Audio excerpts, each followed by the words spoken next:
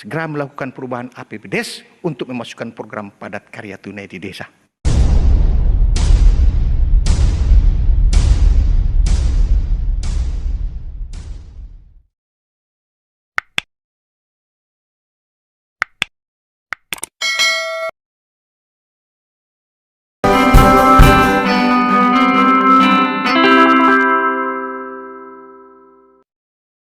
Transfer oleh pemerintah pusat ke desa yang harus dipedomani adalah bahwa untuk menjaga dan tetap terjaganya ekonomi masyarakat di pedesaan, maka dana desa wajib digunakan untuk padat karya tunai dengan skema swakelola. Padat karya tunai dimaksudkan untuk masyarakat yang di desa. Pertama, yang miskin, yang menganggur, setengah menganggur, dan kelompok marginal lainnya tetap mempunyai akses untuk mendapatkan upah dalam pekerjaan padat karya tunai di desa supaya bisa menjaga kesinambungan ekonomi yang ada di desa. Ini kebijakan pertama. Dan Menteri Desa, Pembangunan Daerah Tertinggal dan Transmigrasi atas perintah Bapak Presiden sudah mengeluarkan edaran bahwa dana desa bagi desa yang sudah cair dimanfaatkan penggunaannya untuk pelaksanaan program padat karya tunai di desa dengan skema upah pekerja dibayar secara harian. Ini untuk menjaga agar masyarakat tetap punya pendapatan di tengah ekonomi yang makin sulit. Mekanisme dalam padat karya tunai itu dijaga berdasarkan pada protokol kesehatan, misalnya menjaga jarak 1,5 atau 2 meter dalam bekerja dan lain sebagainya. Yang kedua, terkait dengan pencegahan dan penanganan meluasnya COVID-19 atau virus corona, Kementerian Desa sebetulnya telah mengeluarkan Permen Desa nomor 11 tahun 2019 tentang pedoman prioritas penggunaan dana desa tahun 2020. Secara eksplisit ditekankan bahwa dana desa bisa dipakai untuk langkah-langkah pencegahan di bidang pelayanan sosial dasar, khususnya bidang kesehatan masyarakat di desa.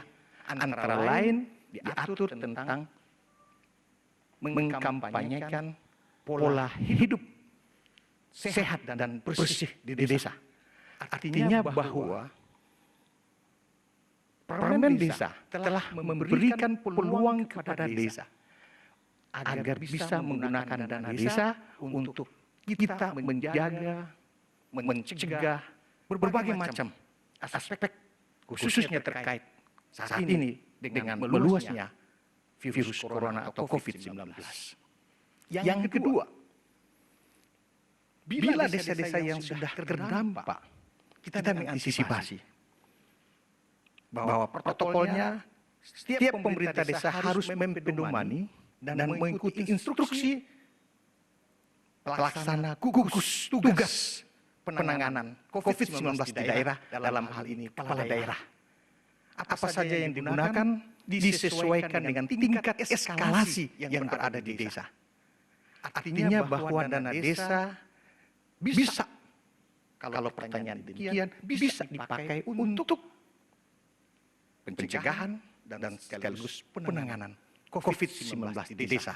Oleh sebab itu, kepada seluruh jajaran pemerintah desa, kepala desa, badan permusyawaratan desa dan perangkat desa, bahkan tokoh-tokoh masyarakat, kami menghimbau untuk segera melakukan langkah-langkah persiapan dan antisipasi dengan tetap mempedomani instruksi dari gugus tugas yang ada di daerah. Sehingga penggunaan dana desa bisa disesuaikan dengan kebutuhan masyarakat yang ada di desa sesuai dengan eskalasi yang dialami oleh masyarakat desa. Yang ketiga, kami juga menitik beratkan pada perhatian seluruh jajaran pemerintah desa untuk mempercepat menyiapkan seluruh dokumen persyaratan pencairan dana desa yang tahun ini kebijakannya ditransfer dari rekening kas umum negara ke rekening umum kas desa. Banyak syarat yang belum dipenuhi, segera untuk dipenuhi supaya dana desa bisa cepat dicairkan dan digunakan sebesar-besarnya. Yang pertama untuk padat karya tunai di desa, yang kedua untuk kita mencegah di bidang pelayanan kesehatan masyarakat di desa, dan apabila dipandang perlu disesuaikan dengan kebutuhan masyarakat desa, kita gunakan untuk penanganan dampak virus corona atau COVID-19. Hal lain yang kami titipkan adalah kerjasama dan koordinasi yang baik di jajaran pemerintah desa dan BPD dengan tetap berkoordinasi dengan pemerintah kabupaten atau kota atau dinas terkait untuk mempersiapkan apabila sewaktu-waktu diperlukan mekanisme perubahan APBDes. Kalau belum ada padat karya tunai di desa dalam tahap pertama, kami mintakan supaya program padat karya tunai di desa yang tadinya di tahap ketiga, tahap kedua dialihkan menjadi tahap pertama. Bagi desa yang belum terbit perdesnya dan tidak ada program padat karya tunai di desa, segera melakukan perubahan APBDes untuk memasukkan program padat karya tunai di desa. Nah, ini yang kami perlu sampaikan kepada seluruh, terutama kepada jajaran pemerintah desa, supaya mempercepat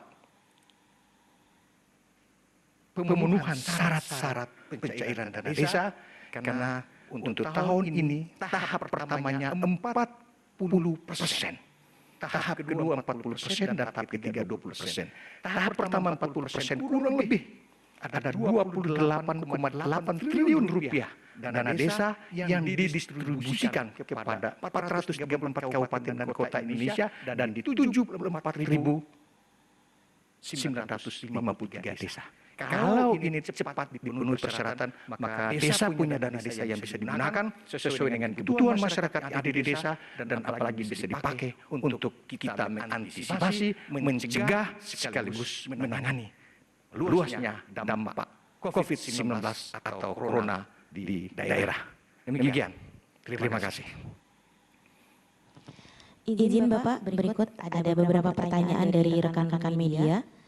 Yang pertama, untuk mekanisme penyaluran dana desa itu seperti apa? Apakah akan melalui channel-channel program yang sudah dibuat sebelumnya seperti bantuan pangan non tunai atau BPNT?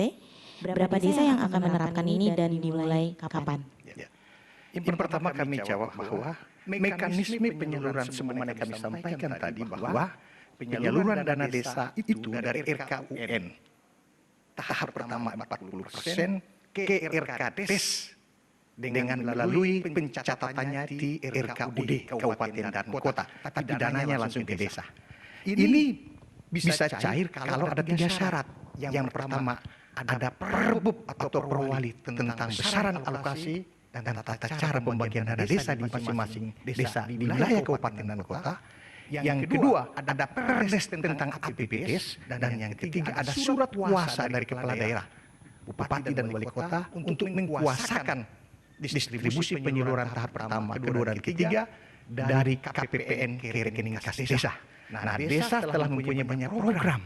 Kami sampaikan tadi, bila program padat karya tunai ini tidak tercantum, maka dilakukan perubahan APBDes supaya dimasukkan program padat karya tunai desa. Yang kedua, apabila pencegahan virus corona ini belum ada, kami mintakan musyawarah bersama, namanya Mustes, untuk dimasukkan program-program pencegahan. Nah, itu berapa desa pertanyaan? Dana desa ini seluruh desanya mendapatkan dana desa. 74.953 desa di 33 provinsi, 434 kabupaten dan kota. Nah, ini kami mintakan supaya bisa segera diarifi, dibijaksanai, supaya bisa digunakan secara cepat untuk kita mengantisipasi meluasnya atau eskalasi yang makin tinggi dari virus corona ini. Demikian. Baik. Untuk yang selanjutnya, rekomendasi apa yang Bapak bisa sampaikan kepada masyarakat tingkat RT dan RW atau kelurahan apabila kebijakan isolasi ketat diberlakukan? Ya. Kami sampaikan bahwa seluruh persiapan dan antisipasi yang dilakukan itu dari sekarang. Kita mencegah jangan sampai virus ini masuk ke desa. Jadi cegah dan tangkal virus corona atau COVID-19.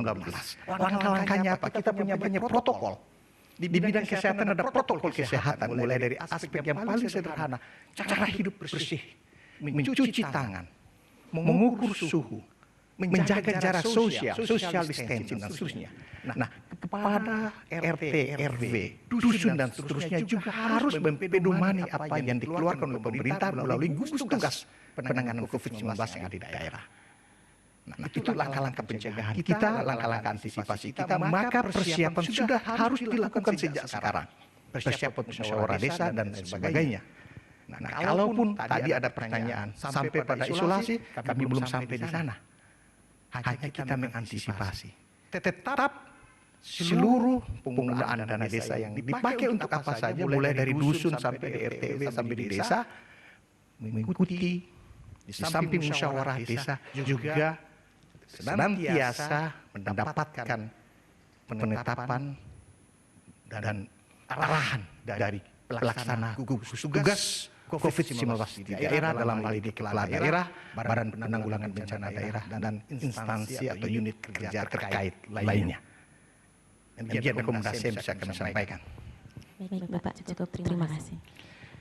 Baik, terima kasih Bapak Ibu sekalian, terutama jajaran pemerintah desa, BPD seluruh Indonesia. Sekali lagi kami juga menyampaikan kita harus bersiap, dan juga kami tutup pada pernyataan pers ini, seluruh pendamping desa, mulai dari tenaga ahli, pendamping desa di level kecamatan, dan pendamping lokal desa di masing-masing desa harus berperan lebih aktif, membantu, bekerja sama, berkoordinasi dengan masing-masing pemerintah kabupaten, pemerintah kecamatan, dan pemerintah desa untuk ikut menanggulangi, ikut mencegah dan mengantisipasi merebaknya wabah virus corona ini. Kami akan mencatat kinerja dari pendamping itu sebagai bagian dari kinerja kita keseluruhan untuk sama-sama bergotong royong membantu desa menangani virus corona ini.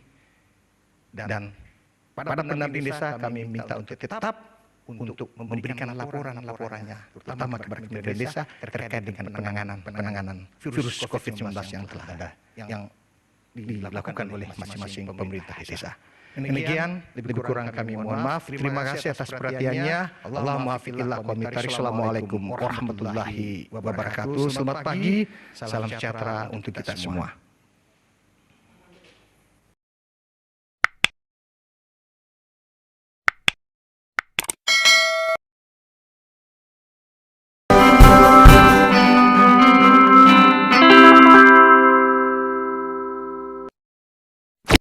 Terima kasih sudah klik video ini. Jangan lupa guys, klik tombol subscribe, karena subscribe itu gratis. Dengan subscribe kamu support channel ini terus untuk upload hampir setiap hari. Ingat, subscribe itu gratis, gak ada ruginya kamu klik tombol subscribe guys. Selamat menonton, enjoy.